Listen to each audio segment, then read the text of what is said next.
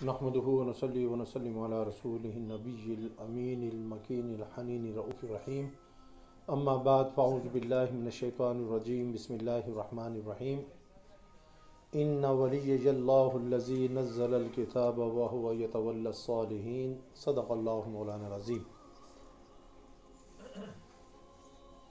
हज़रात मोहतरम, अल्लाह रब्बुल इज़्ज़त का हम सब पर बेपाया लुत्फ़ व करम है कि जिसकी तौफ़ीक़ से आज हम जुम्मतुल मुबारक के इस बाबरकत दिन में अल्लाह की इबादत, अल्लाह के ज़िक्र और अल्लाह को याद करने के लिए जमा हुए हैं।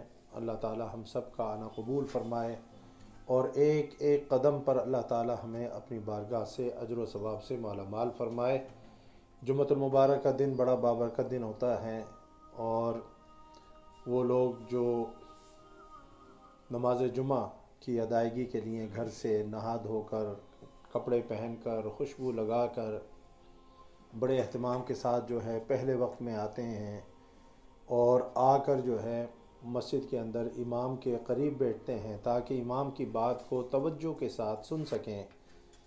तो अहादीस मुबारका में आता है कि हुज़ूर नबी अकरम सल्लल्लाहु अलैहि वसल्लम ने फरमाया कि ऐसे शख्स को हर कदम पर 1 साल सियाम और क़ियाम का अजर मिलता है।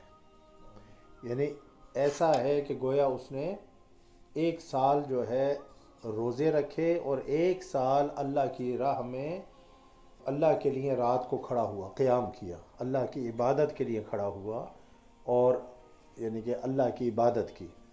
तो आप अंदाज़ा कीजिए कि अल्लाह ताला कितना करीम है, कितना रहीम है और कितना अल्लाह ताला जो है अपने बंदों को नवाजता है। उसके ख़जाने भरे हुए हैं हर कदम पर। तो अगर कोई शख्स जो है 10 कदम चल कर आया, कोई 20 कदम चल के आया, कोई 30 कदम चल के आया, कोई 100 कदम चल के आया, तो जो शख्स जो है 100 कदम चल के आया उसको अल्लाह ताला 100 साल जो है कि रोज़ों और क़ियाम का अजर व सवाब अता फरमाएगा। ये है यानी कि जुम्मे की बरकत। तो इसलिए कोशिश किया करें कि नमाज जुमा के लिए थोड़ा पहले आएँ और इमाम के करीब बैठें। एक हदीस में आता है, हुज़ूर नबी अकरम सल्लल्लाहु अलैहि वसल्लम ने फरमाया कि जो शख्स इमाम के जितना करीब जो है होगा वो जन्नत के उतना ही करीब होगा। यानी इमाम का जो मुसल्ला है उसके जो जितना करीब होगा वो जन्नत के उतने ही करीब होगा और जो जितना दूर होगा वो जन्नत से उतना ही दूर होगा। तो जब आप तशरीफ़ लाया करें और आगे जो है सफ़ में जगह मौजूद हो तो पिछली सफ़ में ना बैठें। अगर आप खुशकिस्मती से पहले आ गए हैं, अल्लाह ने आपको तौफ़ीक़ दी है, तो फिर ये आपका हक़ है कि आप पहली सफ़ में आकर बैठें। तो चौथी सफ़ में, 5वीं सफ़ में जबकि आगे जगह मौजूद हो तो फिर जो है अपने आप को सवाब से महरूम करने वाली बात है। तो जो हज़रात पीछे बैठे हुए वो आगे आ जाएं। बात सुनकर भी जो है अगर कोई शख्स जो है वो टस से मस ना हो तो ये इंतहाई अफसोस की बात है। तो जो शख्स पीछे बैठे हैं वो आगे सफ़ में आ जाएं ताकि उनको उसका अजर व सवाब मिल जाए। और अगर किसी को ज़रूरत नहीं है तो बेशक जहाँ बैठा हुआ है वो बैठा रहे। ठीक है। जो आयत करीमा मैंने जो है तिलावत की सूरह अल-आराफ की आयत नंबर 196 है। इसमें अल्लाह रब्बुल इज़्ज़त ने इरशाद फरमाया, इन्ना वलिय्यल्लाहुल्लज़ी नज़्ज़लल किताब व हुवा यतवल्लस सालिहीन। बेशक मेरा मददगार अल्लाह है, मेरा मददगार अल्लाह है जिसने किताब नाजिल की। व हुवा यतवल्लस सालिहीन, और वही सुलहा की भी नुसरत और विलायत फरमाता है। तो देखें इस यानी कि आयत करीमा में अल्लाह रब्बुल इज़्ज़त ने वाज़ेह तौर पर यह बात बयान फरमाई और इसमें हुज़ूर नबी अकरम सल्लल्लाहु अलैहि वसल्लम यानी कि कुरान की आयत है, हुक्म तो अल्लाह का जो है और आयत अल्लाह की है, लेकिन इसमें हुज़ूर नबी अकरम सल्लल्लाहु अलैहि वसल्लम की बात को अल्लाह ताला बयान फरमा रहा है कि मेरा मददगार कौन है? अल्लाह है। तो ये बात जहन में रखनी चाहिए कि हकीकी मददगार वो अल्लाह है, मुस्तआन हकीकी वो अल्लाह की ज़ात है। अल्लाह के सिवा कोई हकीकी माना में मदद नहीं कर सकता, कोई हकीकी माना में हमारी हिफाजत नहीं कर सकता, न नबी, न रसूल, न वली, न आम मुसलमान। अल्लाह ही मुस्तआन हकीकी है और अल्लाह के इज़्न से जो भी अगर किसी की मदद करता है چاہے جسمانی طور پر چاہے روحانی طور پر، تو یہ اللہ کے اذن سے ہی ہوتا ہے، اور وہ مدد بھی در حقیقت اللہ ہی کی مدد شمار کی جاتی ہے۔ اگر کوئی نبی جو ہے مدد کرے، ولی مدد کرے، تو وہ بھی مدد کس کی شمار ہوگی؟ وہ اللہ کی شمار ہوگی، کیونکہ اس کو یہ تصرف، یہ طاقت، یہ اختیار اللہ نے عطا فرمایا ہے، اور اللہ کے دیے ہوئے اختیار، تصرف اور طاقت سے وہ کسی کی مدد کر رہا ہے۔ جس طرح ہمارا جسم ہے، دیکھیں اللہ تعالیٰ نے انسان کو دو چیزوں سے مرکب کیا نا، ایک جسم ہے اور ایک اس کی روح ہے۔ تو جس طرح سے جو ہے ہمارے جسم کی کچھ طاقتیں ہیں، اسی طرح روح کی بھی ہماری طاقتیں ہیں، بلکہ روح تو جسم سے بہت زیادہ طاقتور ہے۔ تو جس طرح سے ہم جو ہے جسمانی طور پر کسی کی مدد کر سکتے ہیں، اگر ہم اپنی روح کو جلا بخشیں اور اپنی روح کے اوپر محنت کریں اور اللہ کا ذکر کر کے، اپنی نفس کشی کر کے، اور شیطان کو شکست دے کر، اور دنیا کی جو رعنائیاں ہیں ان سے جو ہے چھٹکارا حاصل کر کے، دنیا کے پھندوں سے حاصل کر کے، نفس کو جو بچا کر، اگر ہم اپنے نفس کو نفس امارہ سے نفس مطمئنہ، نفس راضیہ، نفس مرضیہ، نفس کاملہ کے درجے پر جو ہے وہ لے جائیں، تو ہماری روح جو ہے بڑی طاقتور اور بڑی توانا ہو جاتی ہے۔ تو جس طرح سے ہم کسی کی فزیکلی جو ہے مدد کر سکتے ہیں، اسی طریقے سے پھر ہم کسی کی جو ہے روحانی طور پر اور اسپریچولی جو ہے ہیلپ کر سکیں گے۔ اب جب آپ کسی کی فزیکلی مدد کرتے ہیں تو یہ مدد بھی جو ہے آپ کی مدد نہیں ہے، بلکہ یہ بھی در حقیقت اللہ ہی کی مدد ہے، کیونکہ یہ ہاتھ، یہ جسم، یہ توانائی، یہ طاقت جو ہے کس نے آپ کو دی ہے؟ اللہ نے دی ہے نا۔ آپ کسی کی اگر مدد کرتے ہیں، کسی کے لیے آپ چل کر جاتے ہیں، کسی کا کوئی کام اٹکا ہوا ہے، کوئی آپ اس کی مدد کرتے ہیں، آپ اس کے لیے جو چل کر جاتے ہیں، ٹانگوں سے چل کر جاتے ہیں، یہ ٹانگیں کس نے دیے ہیں؟ اللہ نے دی ہیں۔ کسی کا آپ بوجھ اٹھاتے ہیں، اس کی مدد کرتے ہیں، اس کی جو کوئی غریب کمزور جو ہے مائی ہے، جس طرح حضور نبی اکرم صلی اللہ علیہ وسلم کا واقعہ آتا ہے کہ آپ ایک مائی کا بوجھ اٹھا کر اس کو جو ہے اس کے گھر تک چھوڑنے گئے، تو وہ جب آپ کسی کی اس طرح سے کمزور کی مدد کرتے ہیں تو ہاتھوں سے بوجھ اٹھاتے ہیں، وہ طاقت جو ہے ہاتھوں سے اٹھانا اور کندھے پر رکھ کر لاد کر جو ہے ایک مقام سے دوسرے مقام تک لے کر جانا، اس میں جو طاقت اور انرجی چاہیے وہ کس نے دی ہے؟ اگر ہمارے پاس یہ ہمت، یہ طاقت نہ ہوتی تو ہم جسمانی طور پر کسی کی مدد کے قابل نہ ہوتے۔ تو انسان بظاہر تو ایک انسان کی مدد کر رہا ہے، دوست کی مدد کر رہا ہے، بیٹا باپ کی مدد کر رہا ہے، بھائی کی مدد کر رہا ہے، ٹھیک ہے نا، بیوی شوہر کی یا شوہر بیوی کی مدد کر رہا ہے، لیکن اس مدد کے پیچھے بھی اللہ تعالی کی مدد جو ہے وہ چھپی ہوئی ہے۔ یہ بات سمجھ آ گئی آپ کو کہ حقیقت میں جو ہے وہ مدد کون کر رہا ہے؟ اللہ کر رہا ہے، کیونکہ میں کیا ہوں؟ میں تو کچھ بھی نہیں ہوں۔ جو کچھ یعنی کہ جسمانی طاقت میرے پاس ہے وہ ساری کی ساری جو ہے وہ اللہ کی دی ہوئی ہے۔ تو اس طاقت کو میں بروئے کار لا کر کسی کی اگر مدد کر رہا ہوں تو ظاہری طور پر سبب تو میں بن رہا ہوں، لیکن مسبب الاسباب، میرا ہاتھ سبب ہے، میری ٹانگیں سبب ہیں، میری طاقت سبب ہے، لیکن جو ہے ان اسباب کو پیدا کرنے والا، ان اسباب کو بنانے والا وہ اللہ کی ذات ہے۔ اس لیے میں نے عرض کی کہ مستعان حقیقی جو ہے وہ اللہ کی ذات ہے۔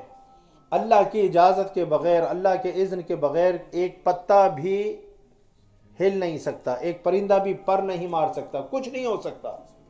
ہم لاکھ کسی کی مدد کرنا چاہیں، ہم لاکھ کسی کے کام آنا چاہیں، ہم کسی کے کام نہیں آ سکتے جب تک کہ اللہ تعالیٰ جو ہے ہمیں وہ طاقت، وہ اختیار، وہ قدرت نہ دے۔ اسی طریقے سے جن لوگوں کے پاس جو ہے روحانی طاقت ہوتی ہے، جو اپنی روح کے اوپر محنت کرتے ہیں، اسپریچول ایکسرسائزز کرتے ہیں، عبادات کرتے ہیں، ریاضات کرتے ہیں، نفس کشی کرتے ہیں، اللہ کرتے ہیں، راتوں کو اٹھ کر جو ہے تہجد پڑھتے ہیں، دن میں روزے رکھتے ہیں، آپ بات سمجھ رہے ہیں؟ جو اللہ نے کہا ویسا کرتے ہیں، جن چیزوں سے اللہ نے کہا کہ رک جاؤ ان سے رک جاتے ہیں، حلال کو اپنی زندگی میں شامل کرتے ہیں، حرام کو اپنی زندگی سے نکال دیتے ہیں، تو ایسے لوگوں کی روحانیت کو اللہ تعالیٰ جو ہے اپلفٹ کر دیتا ہے اور ان کو جو ہے اسپریچول پاورز عطا فرما دیتا ہے۔ تو میں نے عرض کیا کہ جس طرح سے انسان کسی کی فزیکلی جو ہے وہ مدد کر سکتا ہے اور وہ بھی مدد جو ہے وہ اللہ کی ہے، اسی طریقے سے کوئی شخص جو ہے کسی کی اسپریچول بھی ہیلپ اور مدد کر سکتا ہے. جس طرح حضرت سلیمان علیہ السلام کا دربار تھا، ملکہ بلقیس جو ہے اپنے یعنی کہ محل سے روانہ ہو گئی حضرت سلیمان علیہ السلام سے ملنے کے لیے. تو حضرت سلیمان علیہ السلام چاہتے یہ تھے کہ ملکہ بلقیس کے آنے سے پہلے اس کا جو تخت ہے، جو کوئی 3000 میل کے فاصلے پر رکھا ہوا تھا اس کے محل میں، وہ تخت جو ہے اس کے آنے سے پہلے میرے دربار میں آ جائے، تاکہ جب وہ آئے تو اس کو جو ہے میری جو طاقت ہے اور جو اللہ نے مجھے قدرت عطا فرمائی ہے کہ میں نبی ہوں اور بادشاہ بھی ہوں، تو اس کو جو اس کا پتہ لگے. ٹھیک ہے نا. وہ حضرت سلیمان علیہ السلام جو ہے نے اپنے دربار میں ذکر کیا کہ کوئی ہے جو اس تخت کو ملکہ بلقیس کے آنے سے پہلے جو ہے یہاں پر. اب ملکہ بلقیس ڈیفینیٹلی اتنی دور سے آ رہی تھی، کوئی وہ 5-10 منٹ میں تو پہنچنے والی نہیں تھی، اس کو بھی کئی دن لگنے تھے. تو ایک جن جو ہے وہ کھڑا ہوا اور اس جن نے کہا کہ میں یہ جو آپ کی مجلس ہے، نشست ہے، یہ جو دربار لگا ہوا ہے، اس کے برخاست ہونے سے پہلے وہ تخت جو ہے میں آپ کے سامنے لا کر حاضر کر دوں گا. حضرت سلیمان علیہ السلام جو ہے اس بات پر مطمئن نہیں ہوئے. حالانکہ دیکھیں نا، کوئی دربار اگر لگا ہوا ہے، کوئی مجلس ہے، کتنے گھنٹوں کی ہوگی؟ گھنٹے 2 گھنٹے 2-4 گھنٹوں کی ہوگی. تو اس نے جب یہ کہہ دیا تھا جن نے کہ میں آپ کی اس مجلس یعنی آپ کی مجلس برخاست ہونے سے پہلے وہ تخت میں یہاں لا کر جو ہے حاضر کر دوں گا، تو حضرت سلیمان علیہ السلام کو سیٹسفیکشن نہیں ہوئی، آپ مطمئن نہیں ہوئے. آپ نے کہا کہ کوئی اور ہے. اس کا مطلب یہ ہے کہ آپ بھی اپنے درباریوں کو تو جانتے تھے نا. تو پھر ایک جو ہے شخص کھڑا ہوا جس کا نام مفسرین نے آصف بن برقیہ لکھا ہے. تو اس نے کہا کہ آپ کی جو آئیز ہیں، اس کی جو پلکیں ہیں، لیشز ہیں، اس کے بلنک ہونے سے پہلے، before you blink your eyes I can bring that thrown into your court. اب بات سمجھ رہے ہیں؟ اب آپ یہ دیکھیں کہ آصف بن برقیہ جو تھا، جو حضرت سلیمان علیہ السلام کا درباری بھی تھا اور حضرت سلیمان علیہ السلام کی امت کا ایک ولی تھا، وہ جو ہے اس دربار سے ڈسپیئر نہیں ہوا، وہ وہاں سے غائب نہیں ہوا، وہ وہیں پر موجود رہا. اور حضرت سلیمان علیہ السلام کی آنکھ جھپکنے سے پہلے وہ تخت جو ہزاروں میل دور جو ہے ملکہ بلقیس کے محل میں رکھا ہوا تھا، وہ حضرت سلیمان علیہ السلام کے سامنے تھا. اب آپ یہ بتائیے کہ یہ فزیکلی ہوا؟ نہیں ہوا نا، یہ اسپریچولی ہوا. کیا یہ اسپریچولی ہوا؟ اور اسپریچولی جو ہے بغیر جو ہے اس جگہ سے، بغیر اس دربار کے غائب ہوئے، ہزاروں میل دور رکھا ہوا تخت جو ہے، آصف بن برقیہ جو نبی نہیں تھے، جو رسول نہیں تھے، حضرت سلیمان علیہ السلام کی امت کے ایک ولی تھے، انہوں نے وہ تخت جو ہے پلک جھپکنے سے پہلے وہاں پر حاضر کر دیا. تو یہ کس کی مدد ہوئی؟ حضرت سلیمان علیہ السلام کی. کیا؟ حضرت سلیمان علیہ السلام کی مدد ہوئی. لیکن یہ فزیکل مدد نہیں تھی، یہ اسپریچول مدد تھی. انہوں نے کوئی ہاتھ سے اٹھا کر تخت وہاں پر لا کر نہیں رکھا تھا، بر اللہ نے جو ان کو جو ہے روحانیت کے اندر مقام عطا فرمایا تھا. اب آپ اندازہ کیجئے اگر ایک ولی کی یہ طاقت ہے اور اس کی روحانیت کا یہ کرشمہ ہے اور کرامت ہے کہ چشمے زدن کے اندر ہزاروں میل دور رکھا ہوا ایک بھاری بھرکم تخت، جو کئی لوگ جو ہے اس کو اٹھاتے تھے، موو کرتے تھے، وہ چشمے زدن کے اندر حضرت سلیمان علیہ السلام کے دربار میں محل میں حاضر ہو گیا، تو جو اللہ کا نبی اور ولی ہوگا اس کی طاقت کیا ہوگی؟ بس سمجھ رہے ہیں؟ تو یہ ذہن میں رکھیں کہ مدد جو ہے جو بھی ہو، چاہے کوئی شخص دنیا کے اندر فزیکلی آپ کی کر رہا ہو یا اسپریچولی کر رہا ہو، عقیدہ یہ رکھنا چاہیے کہ وہ مدد بھی در حقیقت اللہ ہی کی طرف سے ہے. کوئی شخص اگر اس بات کو ذہن میں رکھ کر کسی کی مدد لیتا ہے تو پھر شرک نہیں ہے. اگر کسی نے کسی کی طرف یہ نسبت کر دی کہ اس نے جو میری مدد کی ہے یہ اپنی طرف سے کی ہے، اپنے اختیار سے کی ہے، تو پھر یہ بات درست نہیں ہے. کیونکہ کوئی شخص جو ہے اللہ کے اذن کے بغیر کچھ کر نہیں سکتا. کسی کی نہ جسمانی طور پر مدد کر سکتا ہے، نہ روحانی طور پر مدد کر سکتا ہے. ٹھیک ہے نا؟ تو حقیقی کارساز، حقیقی مددگار، حقیقی محافظ جو ہے وہ اللہ کی ذات ہے. اس لیے ہم کیا کہتے ہیں سورہ فاتحہ میں؟ ایاک نعبد و ایاک نستعین. دیکھیں، استعانت بعد میں ہے، عبادت پہلے. یعنی کہ جو آپ کی حقیقی معنی میں مدد کر رہا ہے تو وہی تو ڈیزرو کرتا ہے کہ اس کی عبادت کی جائے. ٹھیک ہے نا؟ جب ساری کائنات کو بنانے والا، ساری کائنات کو چلانے والا اور ہر ایک کی حقیقی مدد کرنے والا اللہ ہے تو پھر جو ہے سر بھی اسی کے سامنے جھکنا چاہیے، عبادت بھی صرف جو ہے اسی کی جانی چاہیے. تو ہم جو ہے عبادت کے اندر کسی کو شریک نہیں کر سکتے. عبادت صرف اور صرف جو ہے اللہ کی، عبادت صرف اللہ کی. ٹھیک ہے نا؟ اور جو استعانت ہے اس کے بارے میں بھی عقیدہ یہی رکھنا چاہیے کہ حقیقی مدد جو ہے وہ اللہ کی طرف سے ہوتی ہے. ٹھیک ہے نا؟ تو سورہ اعراف میں اللہ نے فرمایا کہ ان ولی اللہ الذی نزل الکتاب، بے شک حضور اکرم صلی اللہ علیہ وسلم فرما رہے ہیں کہ میرا مددگار اللہ ہے جس نے کتاب نازل فرمائی.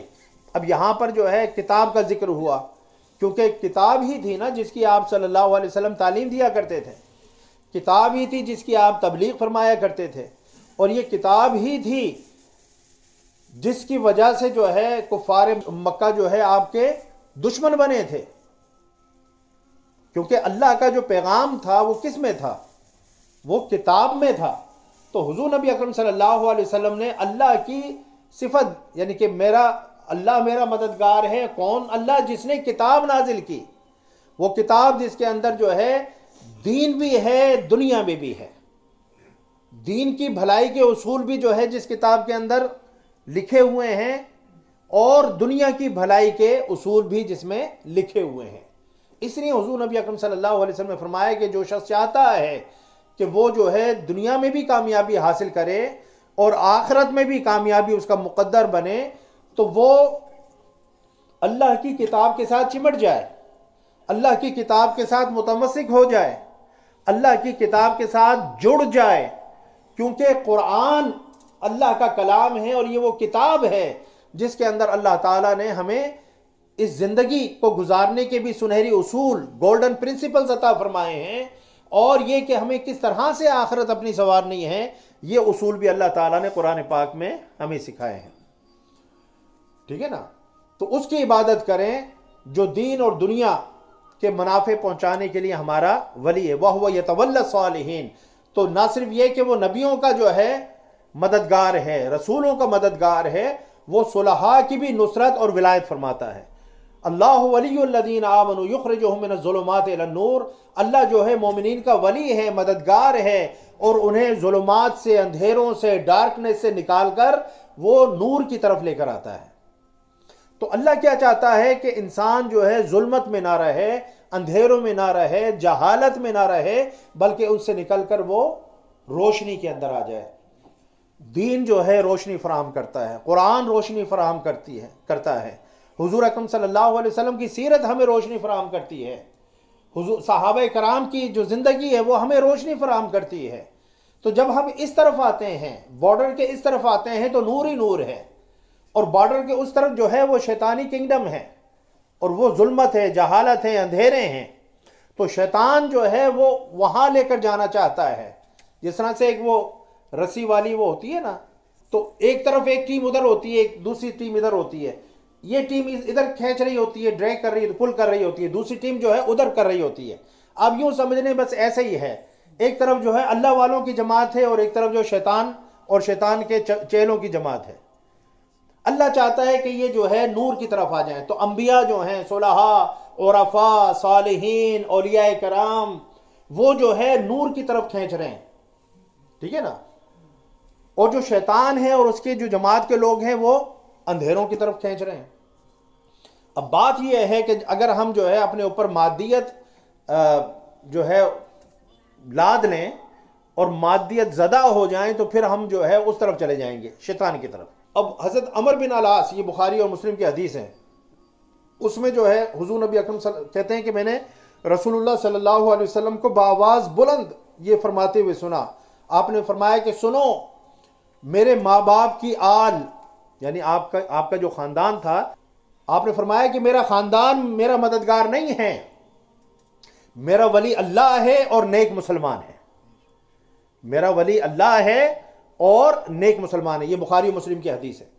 تو اللہ بھی ولی ہے اور نیک مسلمان بھی ولی ہیں، کیونکہ اللہ رب العزت نے ان کو یہ کام سپرد کیا ہے.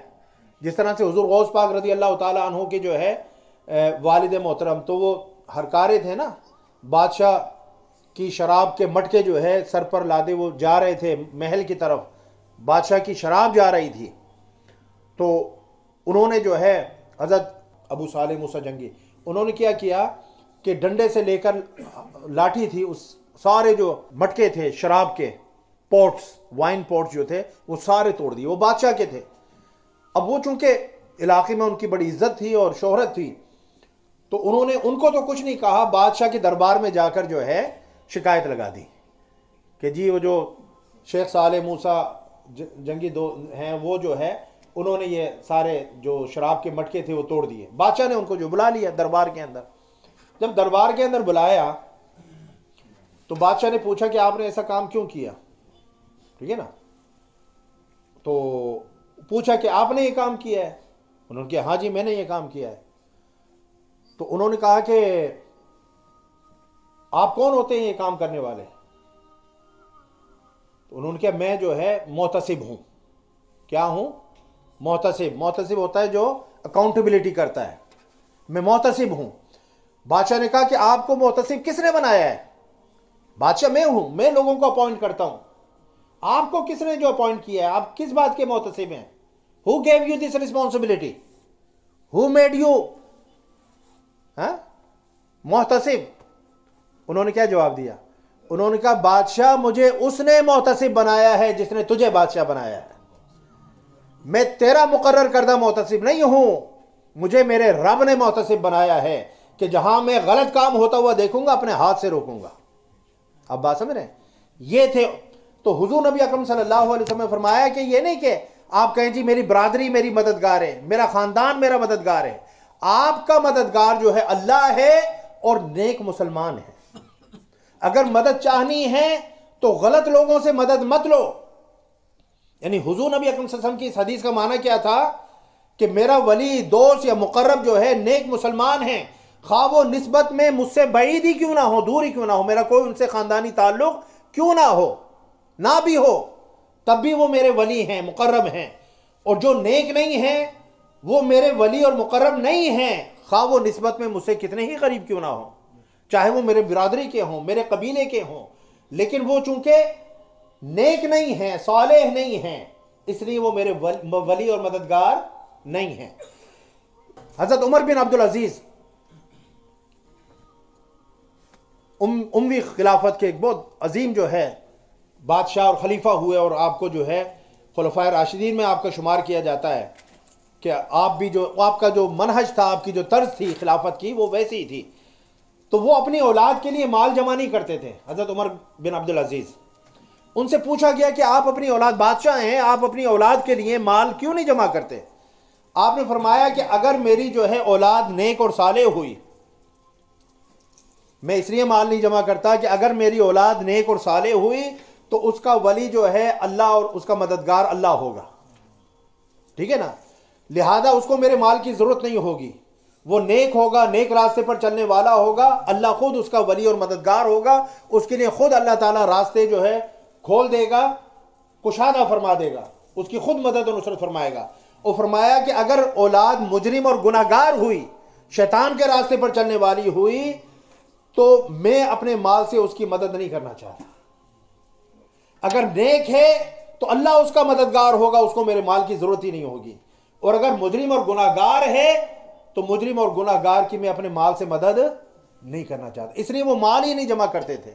جب گئے ہیں تو اس حالت میں کہ ان کے جسم پر جو ہے ایک پھٹا ہوا جو ہے میلا کرتا تھا، وقت کے حاکم تھے، بادشاہ تھے. تو جو ان کی بیوی تھی، ان کے جب بھائی آئے، انہوں نے کہا کہ اپنی بہن سے کہ ان کا کرتا تو جو ہے تبدیل کروا دیں، آخری وقت تھا. تو وہ رو پڑی، انہوں نے کہا اس کے علاوہ کرتا ہی کوئی نہیں ہے. یہ جو جسم پر پہنے ہوئے ہیں یہ جو گھسا پٹا اور یعنی کہ پرانا کرتا ہے، اس کے علاوہ ان کے پاس دوسرا کرتا نہیں ہے. وقت کے بادشاہ تھے، وقت کے بادشاہ، بہت بڑی سلطنت کے بادشاہ، لیکن جو ہے ان کے پاس دوسرا کرتا نہیں تھا. یہ تھا غنا کا عالم، ٹھیک ہے نا. تو بات یہ ہے جہاں سے میں نے شروع کی کہ اللہ رب العزت ہم سب کا جو کارساز ہے، محافظ ہے، دستگیر ہے، مدد کرنے والا ہے، مستعان حقیقی جو ہے وہ اللہ کی ذات ہے۔ اور پھر اللہ رب العزت جو ہے اپنے بندوں میں سے جو نیک راہ پر چلتے ہیں، نیکی تقوی کو اختیار کرتے ہیں، جو مجاہدات کرتے ہیں، ریاضتیں کرتے ہیں، جو یعنی کہ اللہ کے لیے اپنی خواہشات کا گلا گھونٹ دیتے ہیں، پھر اللہ تعالیٰ ان کو یہ اختیار، یہ طاقتیں، یہ تصرفات عطا فرماتا ہے کہ اللہ کے اذن سے وہ دوسروں کی مدد کر سکیں۔ یہ سب کچھ جو ہے وہ اللہ کے حکم اور اللہ کے اذن سے ہی ہوتا ہے۔ تو یہ ہمیشہ ذہن میں رکھیں کہ کوئی ولی، کوئی نبی، کوئی رسول اللہ کے اذن اور اللہ کی اجازت، اللہ کی پرمیشن کے بغیر جو ہے کچھ نہیں کر سکتا، ٹھیک ہے نا؟ تو جس کو جو بھی جو ہے دیا ہے وہ اللہ نے دیا ہے، یہ اہل سنت والجماعت کا عقیدہ ہے۔ کیا؟ تو اگر کسی نبی کا معجزہ ہے تو وہ بھی اللہ نے دیا ہے، کسی ولی کی کرامت ہے وہ بھی اللہ کی دی ہوئی ہے، ٹھیک ہے نا؟ تو ہر چیز جو ہے، ہمارا جسم بھی، ہماری روح بھی، ہمارا سب کچھ جو ہے وہ اللہ کی طرف لوٹتا ہے۔ اس لیے اللہ سے جو ہے لو لگانی چاہیے، اللہ کے نبیوں، ولیوں، رسولوں کی عزت کریں، احترام کریں، اور جو ہے ان کے مقام و مرتبے کو سمجھیں اور ان کے ساتھ نسبت کو جوڑیں، کیونکہ وہ اللہ کے پیارے ہیں، وہ اللہ کے محبوب ہیں۔ جو اللہ کے محبوبوں کے ساتھ جڑ جاتا ہے، جس طرح سے جو ہے لوہا اگر سمندر کے اندر ڈال دیا جائے، لوہا ڈوب جائے گا نا، ڈوب جائے گا، لیکن اسی لوہے کو لکڑی کے ساتھ جوڑ دیا جائے تو ڈوبتا نہیں ہے۔ یہ ہے وسیلہ۔ کیا؟ سمپل ورڈز میں نے سمجھا دیا، یہ ہے وسیلہ، یہ ہے سہارا۔ اب لوہا کہے کہ بھئی مجھے تو جو ہے کسی کی مدد کی ضرورت نہیں ہے، ٹھیک ہے نا، تو پھر تو اس نے ڈوبنا ہی ہے نا۔ بھائی لوہے، تجھے جو ہے بچنے کے لیے، ڈوبنے سے بچنے کے لیے لکڑی کی ضرورت ہے، ٹھیک ہے نا؟ لکڑی کے ساتھ جڑے گا تو پار لگ جائے گا، لکڑی کے ساتھ نہیں جڑے گا تو تیرا بیڑا غرق ہو جائے گا۔ اللہ تعالی ہمیں جو ہے سمجھنے کی توفیق عطا فرمائے۔ وما علی الا البلاغ۔